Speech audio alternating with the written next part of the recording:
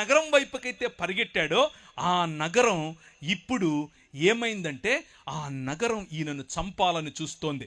ఆ నగరం మొత్తాన్ని నాశనం చేయటానికి, ఆ నగరంలో పనిచేస్తున్నటువంటి భావజాలాన్ని రూపుమాపటానికి ప్రభువు దాని వైపుకు దానికి సమయం ఇచ్చాడు. ఇంకా మారు మనసు నిర్మాణం. కానీ ఏమా నిర్మాణం? సొదమ, నీ చెల్లెలైన సొదమ చేసిన దోషం. ఎందుకని ఆయన ఆ నగరాన్ని నిర్మూలన చేయాలనుకున్నాడు? వారి దోషం ఏమిటి అని అంటే, దాని కుమార్తెలకు కలిగిన గర్వం, దాని కుమార్తెలకు కలిగిన గర్వం, ఆహార సమృద్ధి, నిర్విచారమైన సుఖస్థితి అనేదే. 3 విషయాలు. చాలా సరళమైంది బైబిల్. మనం ఏదో దీన్ని ఓవర్ స్పిరిచువలైజ్ చేయాల్సిన అవసరం ఏమీ లేదు.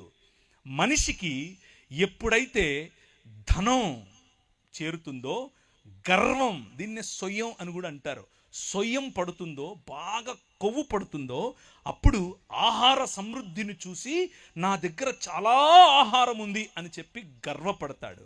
నా దగ్గర సుఖస్థితి ఉంది అని గర్వపడతాడు. ఇవన్నీ కూడా నగరాల్లో కనిపిస్తాయి. ఆహార సమృద్ధి, ఎక్కడ చూసినా ఆహార సమృద్ధి. ఒకరోజు కరోనా వచ్చింది. కరోనా వస్తే ఒక ఆయన దాన్ని ఏమంటారు, మనకు వాట్సాప్లలో చాలామందికి ఇప్పుడు లాక్డౌన్ పెడుతున్నారంట, ఇక మీకు భోజనాలు గిజనాలు ఉండవు, ముందే పోయి కొనుక్కోండి అంటే, నేను నా పిల్లలు భోజనం చేయాలి అని చెప్పి కారు వేసుకుని బయలుదేరి వెళ్ళిపోయాను. దగ్గరలో ఒక సూపర్ మార్కెట్ ఉంది.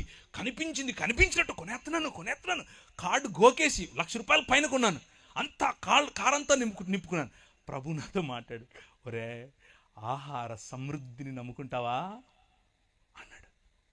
నగరాలు, మనం నిర్మించుకునే సిస్టమ్స్,